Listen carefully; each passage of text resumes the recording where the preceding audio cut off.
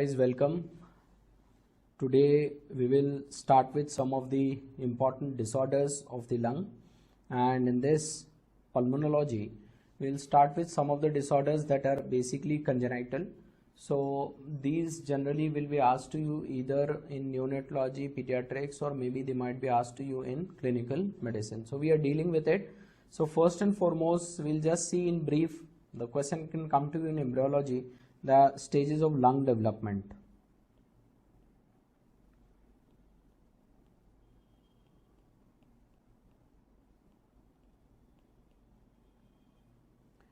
So they are basically lung develop into 5 different stages. First is embryonic stage.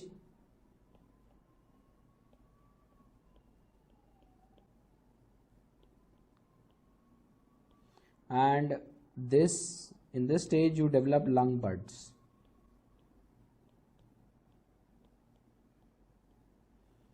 Second is pseudoglandular.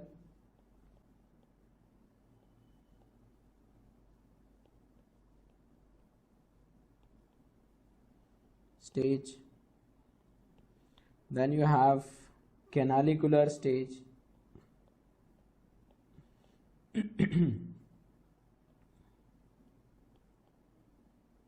You have saccular stage.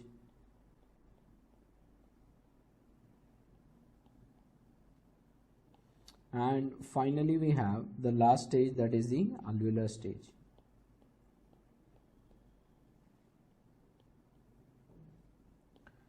So in these different stages, there are different components of the lung that develop. So in the embryonic, we have the lung buds. In the pseudoglandular, we have the area up to terminal bronchus. Up to terminal bronchiole.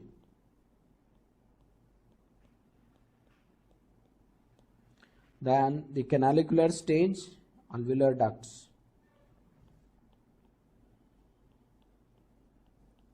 The saccular stage, primitive alveoli.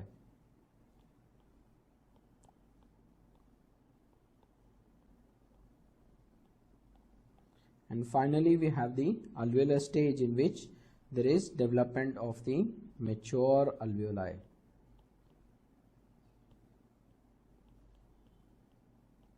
Mature alveolar development.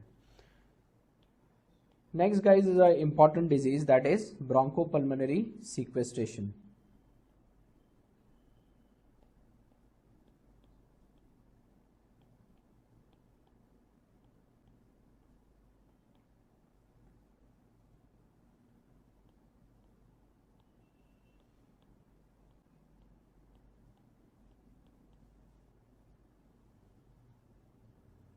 So they might even ask you this question in surgery, guys. What is this bronchopulmonary sequestration? By definition, it's the separation of a part of lung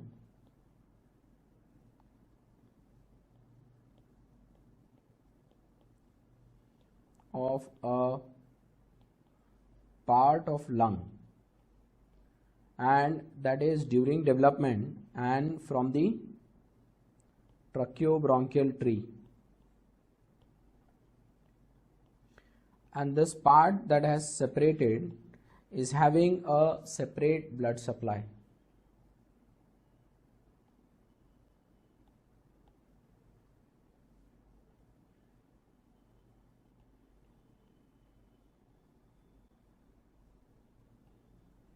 Blood supply. Depending upon the way in which they present, they are divided, guys, into 2 different types. The types of bronchopulmonary sequestration. So this is our lung, and this lung is having different types of, we have the tracheobronchial tree going, and on this side also. So we have this sequestration that is occurring. So type 1 is a type of sequestration, that is here this is called as the extralobar.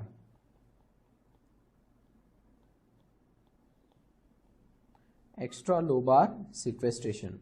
What is this type of a sequestration? In this type of a sequestration, there is a separated, this is separated from the lung,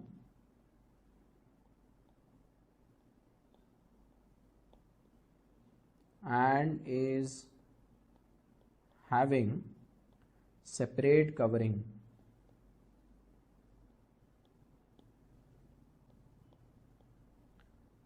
So extralobar is separated from the lung and is having a separate covering.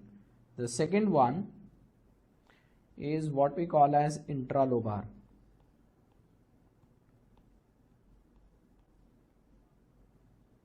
And in this intralobar, we have, this is separated within the adjacent lung.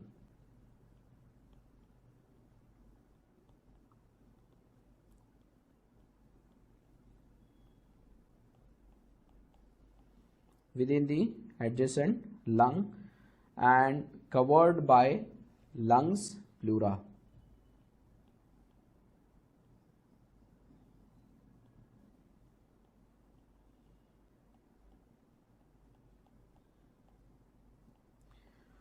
Out of the two, they ask you which is the most common type of a bronchopulmonary sequestration. So intralobar is the most common of the two, or the most common type. They ask you which is the most common site of development of bronchopulmonary sequestration. It is the left lower lobe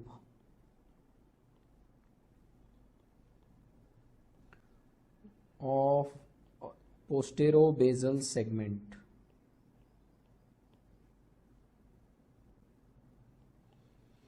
Then they ask you which is the most common blood supply.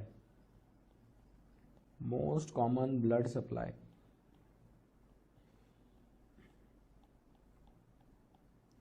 The most common blood supply is thoracic aorta.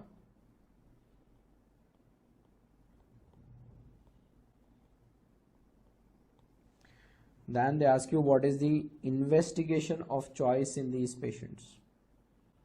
So the investigation of choice basically is a CT angiography, guys.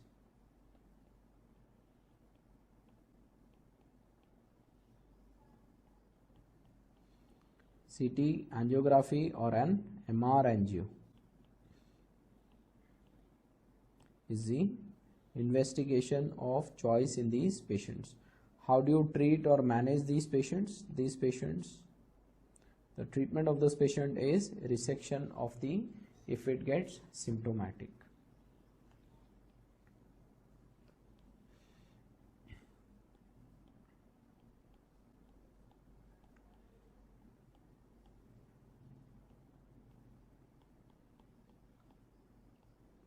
Resection if symptomatic. Then coming to the next disease, which is, we can say, a sister equivalent to the neonatal respiratory distress syndrome, or the distress syndrome that is there, acute respiratory or next, coming to the next disease, guys, this is called as pulmonary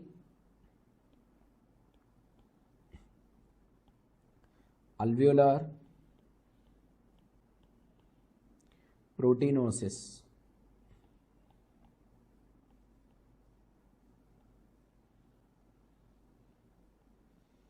Pulmonary alveolar proteinosis. So what is this pulmonary alveolar proteinosis? You can say this is the sister equivalent of the respiratory distress syndrome. We know that in respiratory distress syndrome, guys, the surfactant levels go down. As a result of that, there is a problem. But here what happens is, there is increased amount of one of the component of surfactant. There is increased surfactant protein production. So this surfactant, as a result of increased production, there will be impaired clearing of the airways.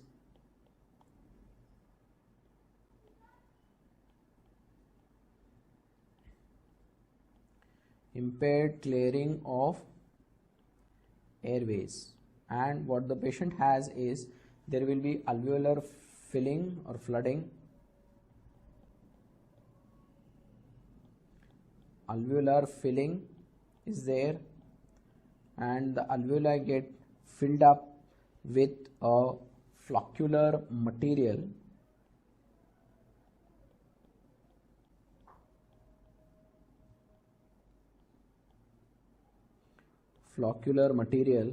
and this floccular material is pass positive. This is an important thing, guys, to remember, that it's a pass positive material that gets filled up.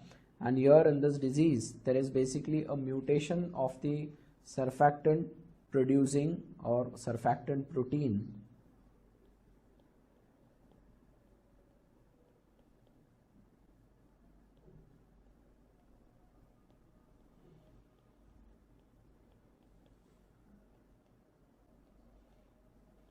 So surfactant protein is mutated. Protein B and C are the important ones. There is, as far as the etiology of this disease goes, the disease is of two types, that is the primary form and the secondary form. This primary form of the disease is more commoner than the secondary, and here there is formation of autoantibodies. Autoantibodies are formed against what we call as the GM-CSF receptor. So you have GM-CSF receptor mutation.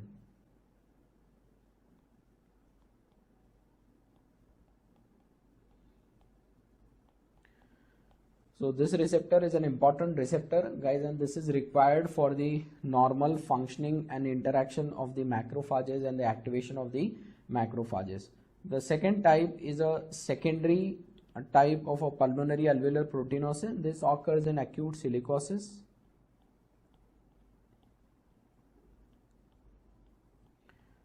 Then hematopoietic malignancy.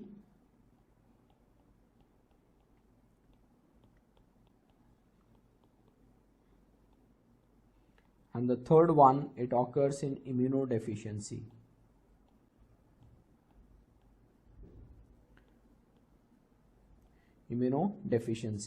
In all of these, guys, the most important cause or the important problem is the abnormality of the macrophages. And these abnormal macrophages, that as far as acute silicosis is concerned, we know that silica is toxic to macrophages. Silica is toxic to macrophages, hence causing the important problem.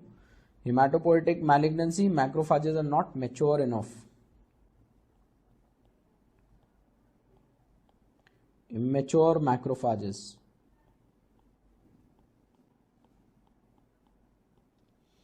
And these immature macrophages can't perform their function, can't function normally. And finally, the immunodeficiency, there will be decrease in the macrophages. So there is ultimately the secondary cause, or whatever the cause, the primary problem lies in the macrophages, and these macrophages are unable to remove this excess amount of protein that is formed. And what happens as a result of this, the pathophysiological mechanisms of this disease, there will be what we say is decreased diffusion of oxygen. Decreased diffusion of O2, and as a result of decreased diffusion of O2, patient will be having hypoxemia. Patient has a hypoxemia. How do you do the diagnosis? The diagnosis is done by bronchoalveolar lavage. Bronchoalveolar lavage or BAL. When you do a bronchoalveolar lavage, what you find is a milky white collection that is there, and this milky white collection is pass positive. Then apart from that, they ask you what is the gold standard for the diagnosis. The gold standard. for the diagnosis. So guys, the gold standard for the diagnosis of the pulmonary alveolar proteinosis is histopathologic biopsy.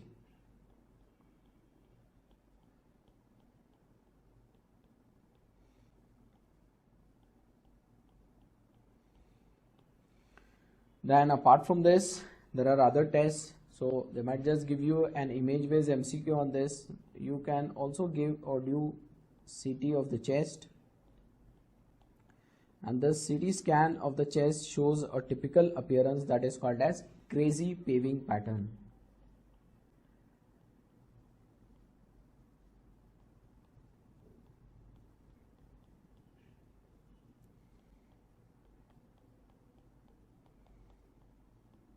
Crazy paving pattern.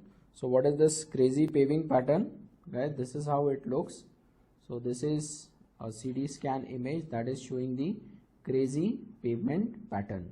You can just see that the way in which on the streets the pavements are put, the square brick type material, when they are put, they give rise to a typical structure that is called as crazy paving. And this type of a crazy paving kind of a network you can see is also seen on the lungs. On a CT scan you can see that all of the CT scan is filled with this small square crazy pavement like pattern that is seen. And this crazy pavement like pattern is also seen in other disorders also. So what are the important differential diagnosis of the crazy pavement pattern? Number 1, pneumocystis pneumonia.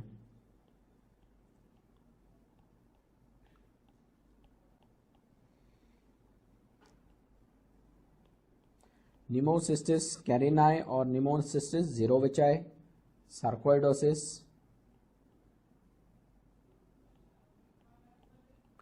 Third important is mucinous bronchogenic carcinoma.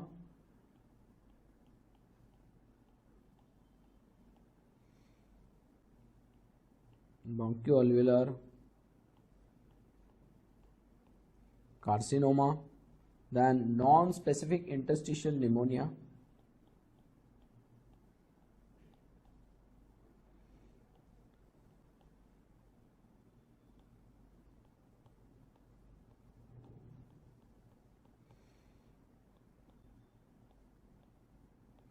Non-specific interstitial pneumonia, and this most commonly occurs as a result of methotrexate therapy. Non-specific interstitial pneumonia, that is methotrexate therapy induced. And finally we have exogenous lipoid pneumonia.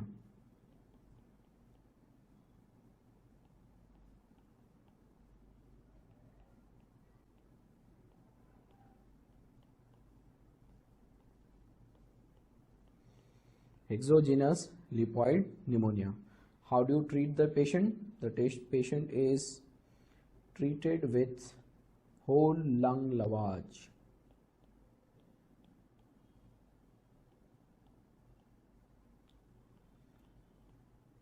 Is the treatment of choice for these